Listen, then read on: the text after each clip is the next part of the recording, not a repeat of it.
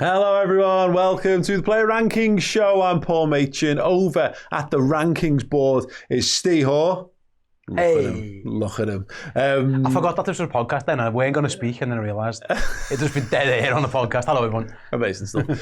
Yes, we are in, as you can imagine, better spirits than we've been in recent weeks because Liverpool won a game of football. They beat West Ham by 2-0 down in London at the Olympic Stadium or whatever the hell they call it. Who cares? It's the one that isn't suitable for football apart from our brand of football today, which is great. We are going to be going through all the Liverpool players who were involved today, and we're going to be consulting your rankings. So on our Twitter account, X account, whatever, we've asked you to vote on the performance of every Liverpool player, from boss to sound to decent and you're messing. Now, for a number of recent weeks, the you're messing and decent categories have been populated, perhaps overpopulated, more than we like to be.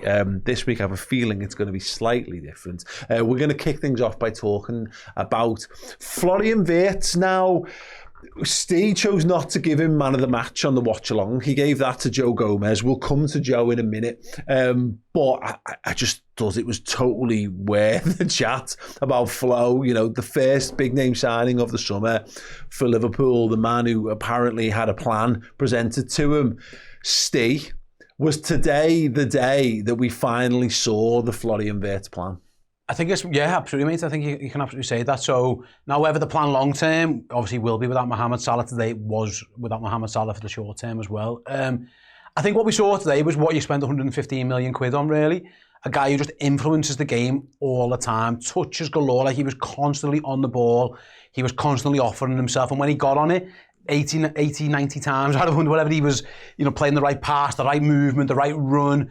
Everything seemed spot on, the link up, and there was a couple of partnerships that developed. So I saw that stat, he found Isak more today in the first half than he did in his entire season so far, which was a positive. He linked up well with Szoboszlai. It looked really, really good. He could have scored a goal, he maybe should have scored a goal, maybe the only disappointment for him. And equally, Paul, without the ball, I thought he was fantastic. You know, he'll work hard for the team. There's one where, you know, they're launching a counter, I think, off a corner, and it's Florian Wirtz who's the man who sprints back and stops the counter attack. He hoodies, he hardies, he presses. That was more like what we expected for him in a position I think he wants to play. He'll do a job for the team as a more traditional midfielder. He'll do a job for the team if you ask him to play on the left or the right. He wants to play in the middle. He wants to be involved constantly and have that freedom to go wherever he wants. And for 75 minutes or so, he ran his socks off. And yeah, I agree. Like I say, I thought he was highly influential, and that is more of the player we signed. And like you said, if that was the plan that was presented to him and that was Liverpool's long-term plan, I think it's a good plan. It's interesting because he's playing in the 10. And I think people have visions of what the 10 looks like. It wasn't that. I think, my understanding of 10s growing up is quite a fixed sort of position, really. You play in a particular area of the pitch, people pass it to you, and you either, shoot from outside the box or you get in behind or whatever. He was everywhere. In fact, I'll get his heat map up now, if we can get that up on the screen. I'll describe it for podcast listeners. It's just a little bit on the right.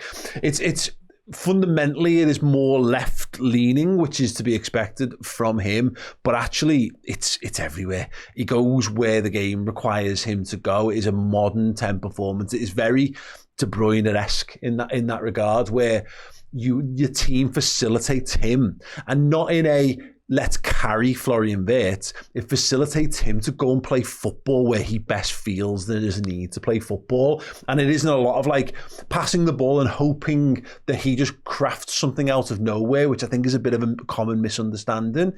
The amount of times he's the pass before the pass, and it's never more evident really than in Alexander Isak's goal. It's Gakpo who gets the assist, but Wirtz is the one who gets the ball on the edge of the box and he feeds Gakpo in. That's the kind of thing he's looking to do. The amount of times, it was just one touch here, he passed it to McAllister and then get a ball back and then lay it back off. Did it with Gravenberch a few times. He allowed us to get up the pitch, across the pitch centrally, which has been very difficult for us to do in recent weeks. We've kind of reverted to the type of playing down the flanks. But yeah, Wirtz was everywhere he needed to be. His pass completion for those interested was 95% on the day, which was to say 42 of 44 accurate passes, 10 10 of 10 in his own half, so 31 of 34, 91% in the opposition half is frankly excellent, because you often find that those creative footballers have lower pass completions because they're trying more difficult things. So yeah, Steve, any guesses where you think he's been voted? I'd be shocked if he wasn't boss, mate, because I think most people would have put him as boss. Well, there is no need for you to be shocked, because 89.5% of the vote has got Florian Wirtz in the boss category. Right, I'm going to put him up there right now, and I think that, yeah, well deserved. I thought it's probably his best game for us, and like I say, if that's the plan, stick with the plan. It's a good plan. He's a very, very good player.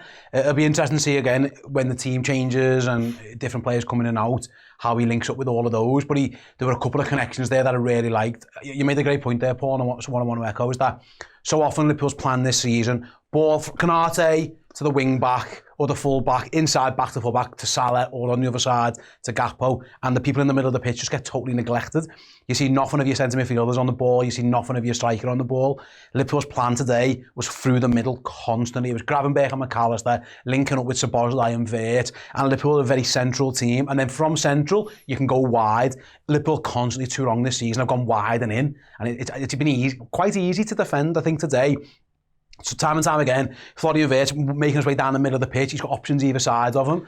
So yeah, that long may continue. Steve, this is the thing. We've gone back to some of the basics, and Liverpool's build-up down the flanks is fine, but it's what we've been doing for years, and you've got to evolve that at some point, and it becomes a bit predictable. And also the issue is that Salah's not the player that he was even a year ago, let alone in his pomp, and we had the front three. You know, the left-hand side, Gakpo does well today, and we'll definitely talk about him, but it's not the same as Mane, Diaz, etc. You haven't got Trent's creativity down the right-hand side, so you're trying to do something that everyone knows how you play, but you're doing it with players who aren't as good. So this was a real note of encouragement that do this, take the hard pass, take the ball in difficult situations, go and play football together through the middle of the park. We've got really good footballers. If you're not going to do that, then your midfield's lack of real steel will get kind of found out. But actually, we had loads of energy and loads of commitment to the style and the game, and Wirtz really led that for me. So yeah, made up that he's gotten the just desserts and the rewards actually from the fans watching.